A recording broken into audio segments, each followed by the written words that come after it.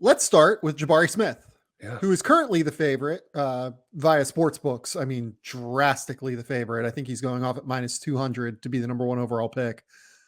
I'll be honest, I don't see a lot of value at him at minus 200 to go number one.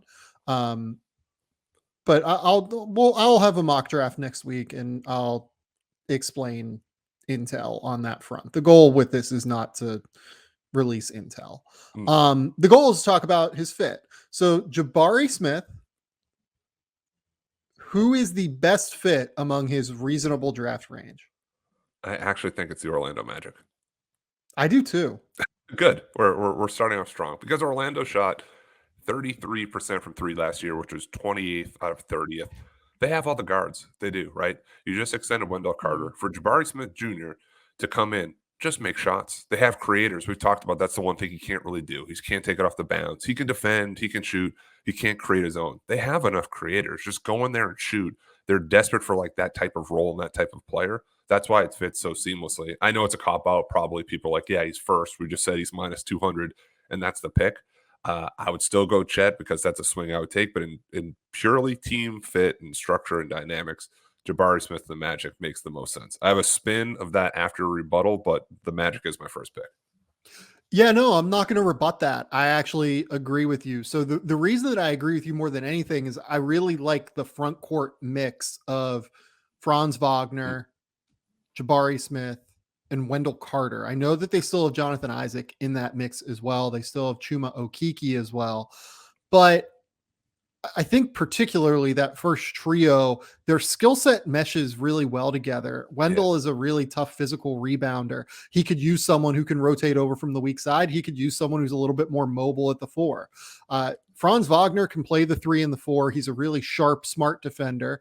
And on top of it, he can run some secondary ball screens in a way that, Jabari might be able to really help and utilize. Like it might really help Jabari to have someone like that early in his career while he develops that ability to be able to take guys off the bounce. I really like that fit a lot. Yeah. I think that on top of it, you look at the guards that Orlando does have, I think they're actually pretty okay as distributors. Like Markelle Fultz is a pretty good distributor now. Jalen Suggs is a good distributor. I actually really liked his passing and playmaking this year, even if the shooting was a calamity.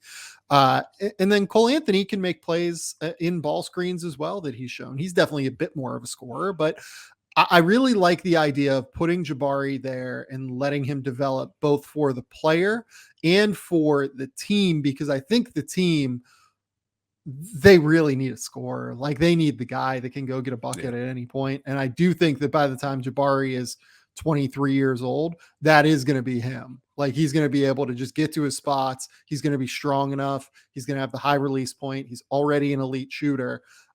I think he's the guy that kind of meshes everything together that fits best for the Orlando Magic at number one. Beautifully said. I want to spin it on its head for 1 second. And I know the new thing is people hate trades and like mock drafts. Like, don't do a trade. Don't live in a fantasy world. Just take the guy of who it is. So bear with me for a minute. The Pistons have a ton of cap space, right? They do. So hypothetically, say the Pistons signed DeAndre Ayton to a max deal. If they rolled out a lineup with DeAndre Ayton, had Jabari Smith, you have Sadiq Bey, you sign in a versatile shooter and Cade Cunningham, that's not a bad core. That's a good thing to roll out there where Cade Cunningham has more options as shooters. You had the versatility of Sadiq Bey, can still shoot, but he's kind of more of like a mid-post guy now. You get a free agent. DeAndre takes the physicality, the rebounding, the rim running, the shot blocking, and Jabari can just play his game. I know this is like three things that'll never happen, but that was like the pick where they're 29th in the league in three-point percentage at 32.6. Run those pick and rolls all day. You have somebody behind you. So that's a dream world. That's a fantasy. And in short, yeah, it's the Magic, but the Pistons would be fun too. Yeah, I mean, that'd be great, but I just don't know how he gets to the Pistons. No, he doesn't. Yeah, I mean, or like how they even move up. Like, I don't think you have to go. You'd have to give one of those pieces, but that's why my list was a little bit more liberal than yours. Of hey, what about the top five here? Yeah.